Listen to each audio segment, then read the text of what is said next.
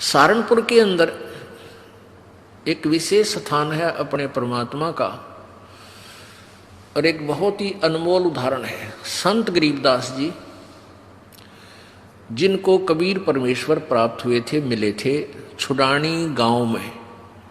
सतलोक से चलकर वो परमेश्वर आए थे, और गरीबदास जी गांव छुडानी, जिला झज्जर, हरियाणा, भारतवर्ष की भूमि पर सन 1717 में उनका जन्म हुआ था। गरीबदास जी का जब 10 वर्ष के हो चुके थे, वो गौओं के पाली गवाले थे खेतों में, वहां परमेश्वर आकर मिले थे।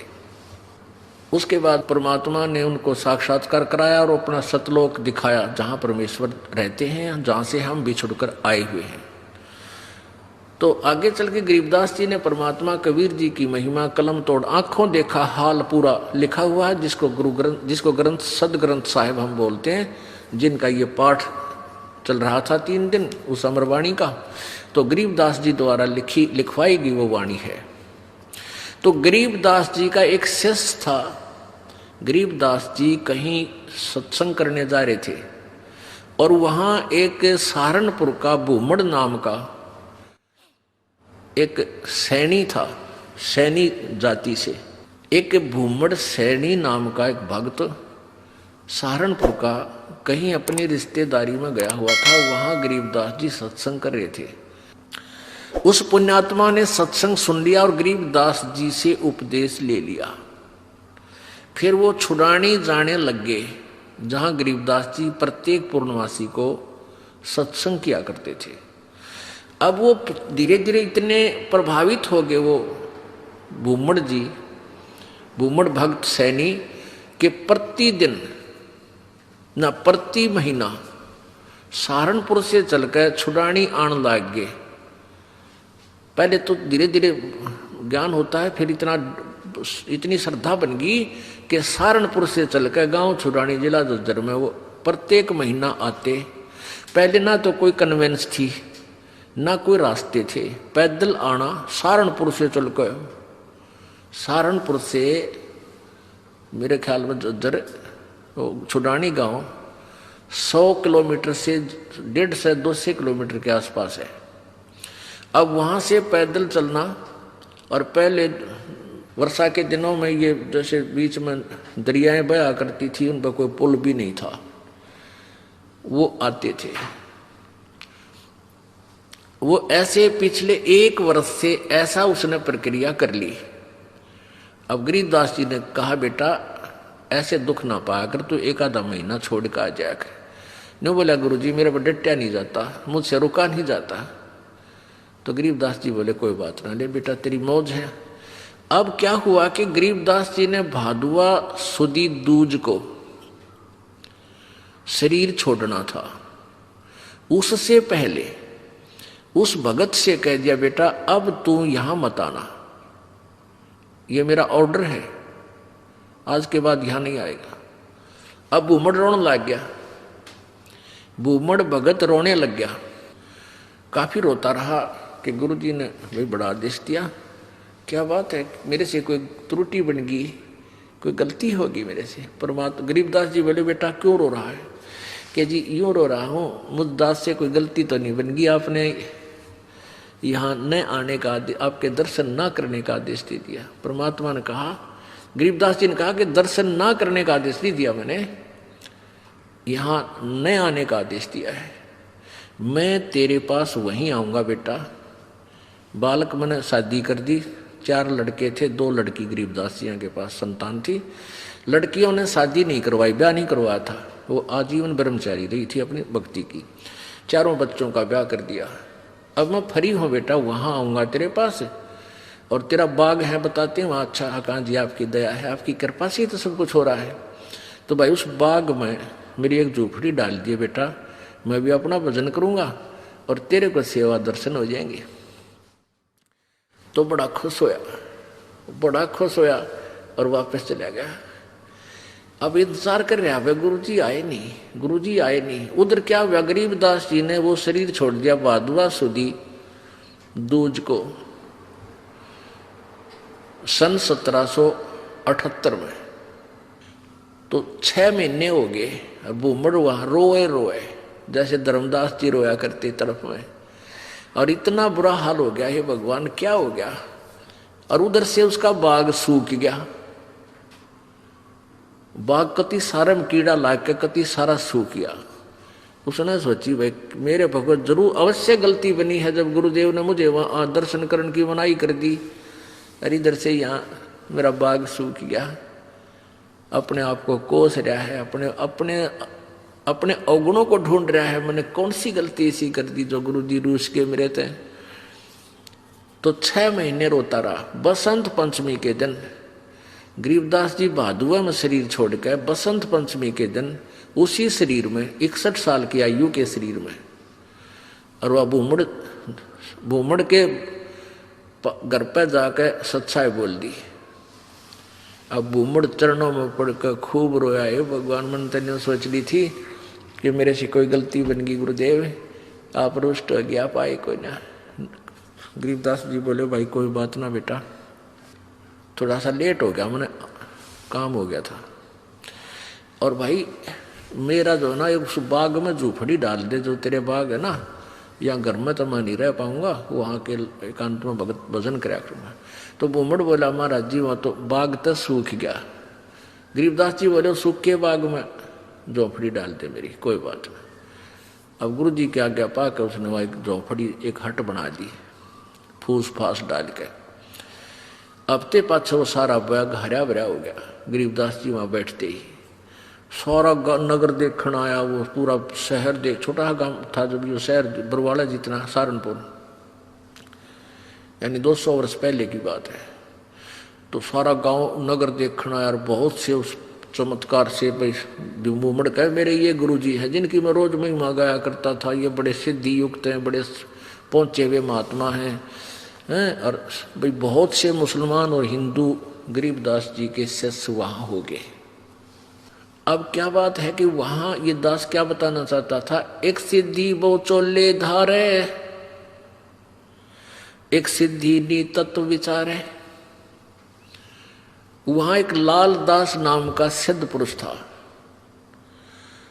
उसका भी जहां गरीबदास जी का आश्रम बना हुआ छोटा सा, जहां उन्होंने दोबारा शरीर छोड़ा था, उसके साथ में ही 300-400 फुट की दूरी पर लाल दास जी का बहुत बड़ा मंदिर बना रखा है। वो शिव विष्णु पुजारी था।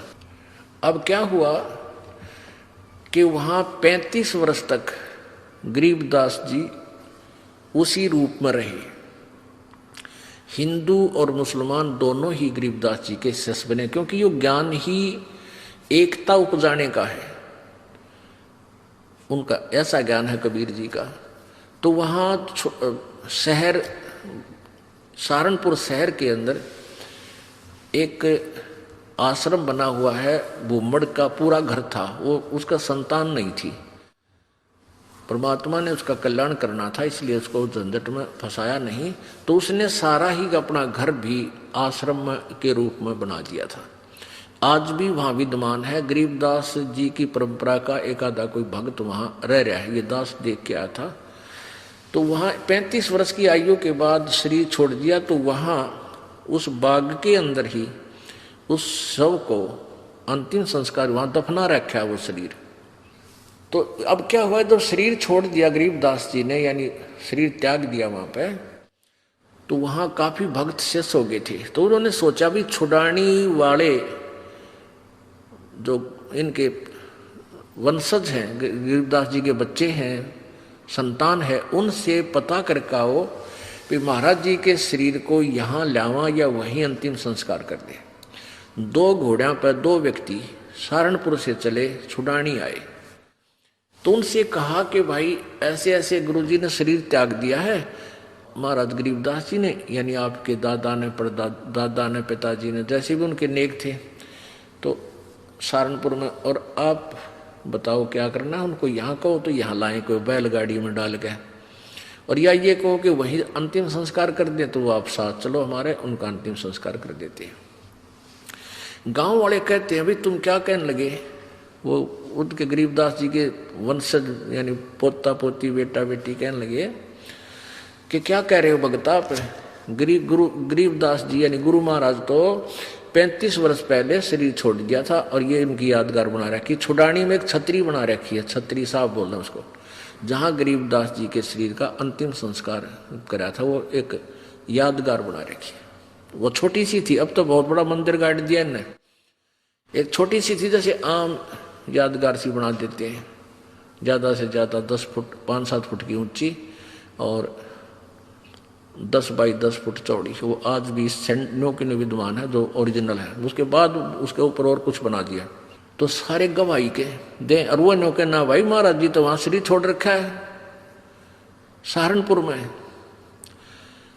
तो उनका ना यकीन होया, 2 व्यक्ति घोड़े पर सवार होकर वहाँ से घोड़े लेकर और फिर वहाँ पहुँचे। वहाँ जाकर देखा ज्यों कहते शरीर, और वही गरीबदास जी वहाँ शरीर छोड़ रखे।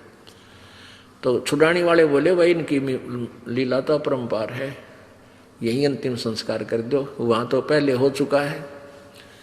तो वो वही अंतिम संस्कार यानी नीचे एज इट इज शरीर दफना दिया, ऊपर यादगार बना रखी। ये दास वहाँ गया सन 1998 में, तो वहाँ देखा, यही बिल्कुल क्लियर देखने के लिए सच्चाई है या कैसा है, बिल्कुल सच्चाई पाई। और वहाँ विराजमान एक लेडी संत थी, उसने बताई कि जी ऐसे ऐसे सारी कहानी सत्य है। उनके समय का वहाँ एक पलंग भी है जिस पर गरीबदास जी विश्राम किया करते थे। वहाँ ग्रंथ साहब भी यही लिखा हुआ था, हस्तलिखित उनके पास विद्वान है। फिर वो देखा जा करके वो बाग में जहाँ उनका अंतिम संस्कार किया था, तो वो यादगार जो बना रखी थी वह लगभग 150 वर्ष पुरानी होकर के जीर्ण शीर्ण सी भरी थी। तो हमने उनसे कहा कि आपकी आज्ञा हो तो हम इसको दोबारा रिकंस्ट्रक्ट कर दें, न तो पड़ेगी को गिर के किसी को चोट लगेगी, कोई दर्शक आओगा तो। वो कहने लगे जी ऐसे कर दो। फिर हमने क्या किया कि नीचे का पोर्शन नहीं छेड़ा, वो पुरानी छोटी छोटी ईंटों से बना हुआ था, उसके ऊपर की दोबारा से बढ़िया ईंटों से और एक अच्छा गुम्बद सा बना के वो तैयार किया। और उसके ऊपर पूरा एक बोर्ड लगा रखा है, पूरी कहानी लिखी हुई हमने कि ऐसे ऐसे ये हुआ था। अब कहने का भाव ये है दास का कि उन्हीं के साथ में एक लाल दास जी थे। तो उनके बारे में क्या प्रसिद्ध था कि वो अपने भक्तों के निकलता था तो मांगने जाता था आहार। एक कहता था मेरे पास हमारे घर भी आए थे लालदास जी, एक दूसरे शहर में कहता था यहाँ भी लालदास जी आए थे। तो वो एक सिद्धि बहुचोले धारे, उसके पास एक हल्दी की गांठ थी या हल्दी की एक ही गांठ थी, यानी एक सिद्धि थी, उसने महात्मा पा के गया। लालदास जी के क्या करते, उसने अपना नियम बना रखा था। वो सिद्धि से यानी वहां जाता था, गंगा पर स्नान करके आता था प्रतिदिन। सुबह उठता और गंगा पर स्नान करने जाता था और शाम को वो वापस आ जाता था। अब सुबह 4 बजे चलता, शाम ने आता, ऐसे उसने अपना मनमुखी नियम बना रखा था। एक बार वो बीमार हो गया। बीमार हो गया तो चिंतित हुआ। गरीबदास जी उनके पास जाते थे, उन्हें ज्ञान भी समझाते थे, पर वो अनाड़ी कति नहीं माना था। वो इतना बीमार हो गया कि उसको चिंता होगी कि भाई मैं अब स्नान नहीं कर सकूंगा गंगा में। तो गरीबदास जी उसको चिंतित देख कर कहने लगे भाई चिंता ना करे, सवेरे गंगा यहीं आ जाएगी तेरे आसपास ही। अब उसने चिंता होगी कि भाई कैसे आवेगी। गरीबदास जी ने वहां जाकर खड़ा हो गया कि आजा लालदास। जहां लालदास जी का वो आश्रम है उससे 100 फुट की दूरी पर वो अब भी गंगा बह रही है, छोटी सी नाला सा है, उसको गंगा जैसा ही जल है उसमें। तो गरीबदास जी ने ऐसे इशारा कर दिया, थोड़ी सी दूरी से नीचे से अपने आप एक झरना सा फूटा और पानी बहने लग गया। अब लालदास जी सोचने लगे कि भाई क्या पता यो वही गंगा है या दूसरी। वो नहा तो लिया उस दिन, क्यों उसका तो प्रण नाले, फिर उसको चिंता होगी, उसको चिंता होगी कि गरीबदास ने मुझे बहका दिया हो और नहाने के लिए अपनी सिद्धि तो यहीं से को जल निकाल दिया हो। एक उसका चेला था लालदास जी का, वो गंगा पर स्नान करके आया था उस दिन, और उसकी धोती रह गई उधर एक लोटा, उस गंगा में बह गया। उस ओरिजिनल गंगा में, हरिद्वार में। तो वो वहां आया, वो कहने लगा, गरीबदास जी बैठे, लालदास जी बैठे थे। लालदास बोला, अरे कई दिन में आया, अगजी गंगा नहान गया था। अच्छा भाई, और ठीक?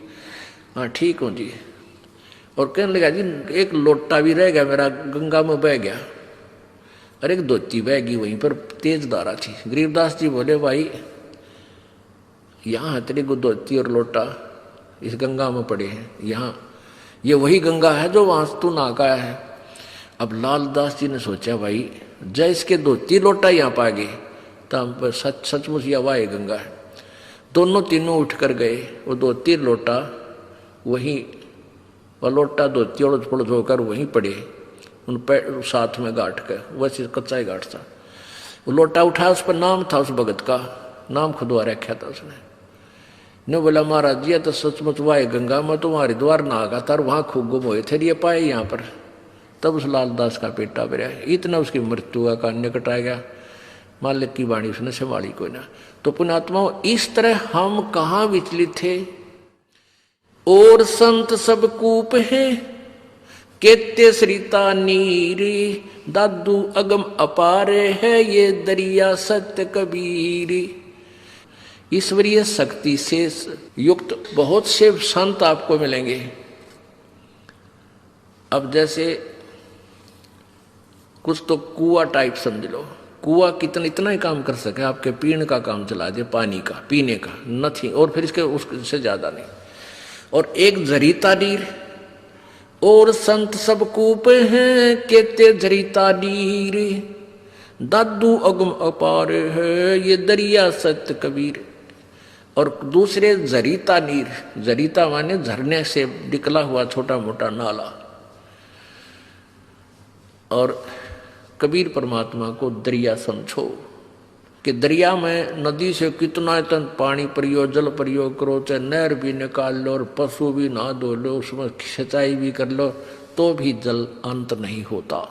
यानी पूर्ण समर्थ है कबीर जी। और भी संत छोटी मोटी सिद्धियों से ईश्वरीय शक्ति युक्त नजर आते हैं, लेकिन वो काम चलाऊ सरकार होते हैं। एक सिद्धि पांचों तत्नीरम, एक सिद्धि जो